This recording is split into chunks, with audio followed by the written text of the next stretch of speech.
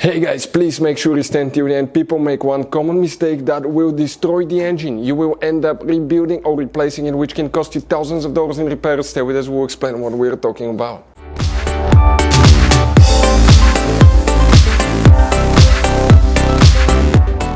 Hey guys, welcome back to Auto Repair guys. Super helpful video to any of you having a BMW guys. It will work on multiple BMW models. If you want to see where the transmission thermostat is located, how to get to it, what you need to do to replace it, stay with us, we'll cover that in this video today. We'll talk about common mistake people make when replacing transmission thermostat that actually can destroy your engine. You may need the engine rebuilt or replaced because of that. So make sure you stand till the end, and if you need to buy replacement parts to use thermostat, we'll share the information in the description of the video below. So let's start on it now. By the way guys, we're going to show you, we have a video on the channel how to replace the engine thermostat as well. We have three thermostats: transmission, engine, and oil cooler thermostat, especially on the V6, on the 6-cylinder straight 6 engine guys. Now let's explain quickly guys, okay, about the transmission thermostat. So we'll demonstrate on that BMW here, but many BMWs will use exactly the same transmission thermostat cooler. Here what we did guys, I want to show you, we removed the radiator fan because the transmission cooler actually attaches to the radiator fan right here, and we needed a little bit more room because we need to drain the coolant.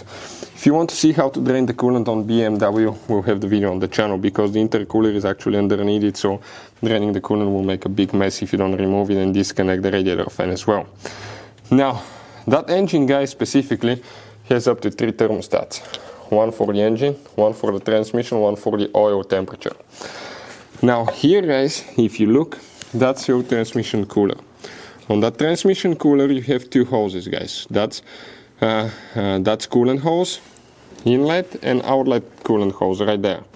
This right here on the bottom, that's transmission line, and you have one on this side as well.